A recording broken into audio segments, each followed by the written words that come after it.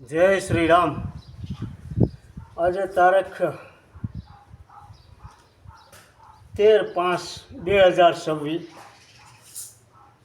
બહુ તાપમાન પડે છે અત્યારે, પણ હવે હવામાન ઠંડુ થઈ જાય,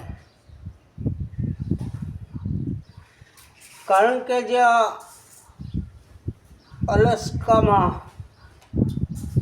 સૂર્ય ઉઈ ગયો છે ને પૃથ્વીનું ઝુકાણ દક્ષિણ બાજુ થઈ ગયું છે।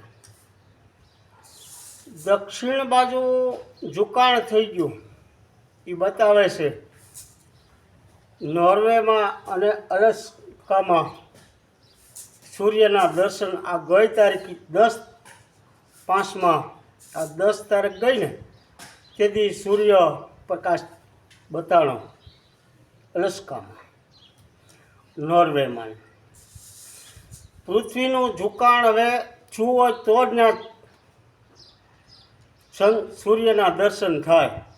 6 મહિના સુધી રાત રહે નોર્વેમાં, 6 મહિના સુધી દિવસ રહે નોર્વેમાં અને અલાસ્કામાં અત્યારે 84 દિવસ સુધી એક ધારો સૂર્યપ્રકાશ અલાસ્કામાં રહે છે ને અત્યારે એને ગઈ 10 તારીખે જ એને સૂર્યના દર્શન થઈ જશે। દર્શન થાય એની ઉપરથી એવું થાય કે પૃથ્વીનું ઝુકાણ દક્ષિણ બાજુ થયું છે। પૃથ્વીનું દક્ષિણ બાજુ ઝુકાણ થાય એટલે આપણે વૃષ્ટિ થાય ભારતમાં। પૃથ્વીનું જેમ ઝુકાણ હોય 23 ડિગ્રી ઝૂકે, અત્યારે તો 17-18 ડિગ્રી જ ઝૂકેલી છે, હજી 10 તારીખે જ ઝુકાણ શરૂ થયું છે એટલે હજી 23 તારીખ, હજી 1 મહિનાની વાર છે। આ ગઈ 10થી આવતી 10 ધોમ ચોમાસું કહેવાય, હજી 1 મહિનો સુધી એના 20 જમણ સુધી ઝુકાણમાં વાર લાગે ત્યારે પૃથ્વી વર્ષા ઋતુમાં જાય। પૃથ્વી વર્ષા ઋતુમાં જાય એટલે દક્ષિણ બાજુના નિવૃત્ત દિશાના પવન થાય, હવેથી ઠંડા પવન થઈ જાય, અત્યારે તાપમાન હવે ઘટી જાય। એનું કારણ છે કે પૃથ્વીનો વેગ દક્ષિણ બાજુ થઈ ગયો છે ને સૂર્યપ્રકાશ ઉત્તર બાજુ વયો જાય એટલે પૃથ્વીનું ઝુકાણ વર્ષા ઋતુમાં જાય એટલે પછી વૃષ્ટિ શરૂ થાય છે। હવેથી તાપમાન ઘટી જાય અને ઠંડા પવન થઈ જાય અને આ જે અમાસ આવે છે એટલે એમાં થોડા દાદા વાદળા થાહે ને ભળ કદાચ ગાજે અને ગાજ છે ને તો વાદળે વીજળી થાય એવો ગાજ છે, નાનું એવું વાદળું છે તોય ગાજ છે એવું થવાનું છે। એનું કારણ છે તાપમાન બહુ થઈ ગયું, વૃષ્ટિ બહુ નહીં થાય પણ ગ્રસના વધારે થાય સ્ટાર્ટિંગમાં વર્ષા ઋતુમાં। અને આ જે આવતી જૂન મહિનાની 10 તારીખથી માંડી અને 13-14 તારીખમાં આપણે ચોમાસું બેસી જાય, શરૂ થઈ જાય હારામાં હારું। બેસે તો આપણે 15 તારીખે પણ વૃષ્ટિ 2-3 દી વહેલી થવાની છે, કારણ કે આ જે તાપમાન અને એના કારણે અને હવે આ ઠંડા પવન ઉઠશે ને એટલે સમુદ્ર ઠંડા થઈ જાય આપણે, એટલે ઠંડા પવન થઈ જાય એટલે તાપમાન ઘટી જાય, એના હિસાબે પછી વૃષ્ટિ તે શરૂ થાય, ઘાવર વાદળા નીકળશે 2-5 દી પછી। આજે અમાસનું જે ગુરુત્વાકર્ષણ બળ થાય એટલે ઘાવર વાદળા નીકળશે। અત્યારે નોર્વેમાં તો નહીં પણ અલાસ્કામાં સૂર્ય દર્શન ગઈ 10 તારીખે થઈ ગયા છે અને હવે નોર્વેમાં ને બધે 84 દિવસ સુધી સૂર્ય રહે એ લોકોને પ્રકાશ, પછી અંધકાર થઈ જાય। એનું કારણ છે કે આપણે 23 ડિગ્રી ઝૂકે છે આપણા ભારતમાં પૃથ્વી, તો એ લોકોને 60 ડિગ્રી ઝૂકે તે અને સૂર્યના દર્શન થાય છે।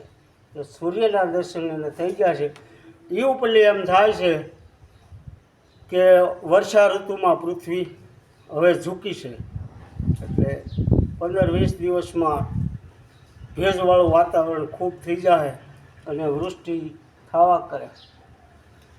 અને પણ બહુ અતિશય તાપમાન પડ્યું, કારણ કે પૃથ્વીનો વેગ જ વધારે ઊંચો હતો એટલે તાપમાન વધારે પડ્યું. હવે સમુદ્ર ઠંડા થઈ જાય એટલે કાંઈ અલનો ના કે કાંઈ નડશે નહીં અને આપણે વાવણી તો ટેમો ટેમ જ થઈ જાય, વરસાદ પાણી સારા જ થવાના છે. અને આ જે અત્યારે જે અવસ્થામાં ને એમાં સૂર્ય ઉગ્યો છે તે ઓગસ્ટ મહિનાની તારીખ 2/8 સુધી એને પ્રકાશ રહે. ઓગસ્ટ મહિનાની 2 તારીખ સુધી એ લોકોને પ્રકાશ રહે. પછી સૂર્ય પૃથ્વી તરત ઉત્તર બાજુ જાય અને મોસમી પવન થઈ જાય 4 મહિના પછી.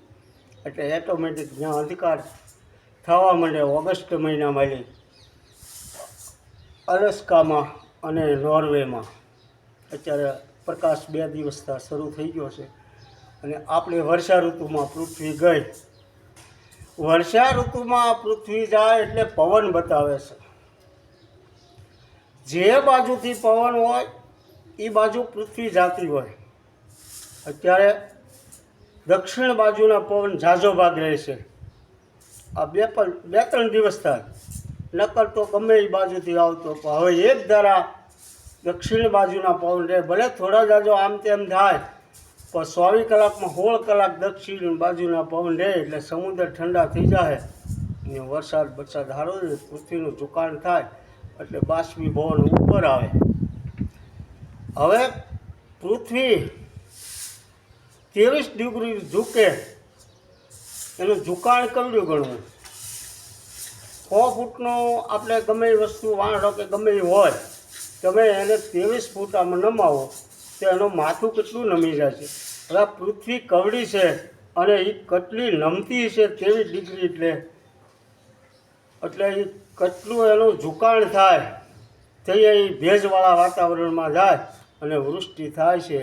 અને જે અમાસ અને પૂનમનું ગુરુત્વાકર્ષણ બળ થાય એને હિસાબે વાદળાઓ ભેજ ખેંચાય અને એને નજીક આવી જાય સમુદ્ર એટલે વૃષ્ટિ થાય છે. એવું 4 મહિના સુધી રહે છે, 84 દિવસ સુધી. અને આ રીતે જય શ્રી રામ.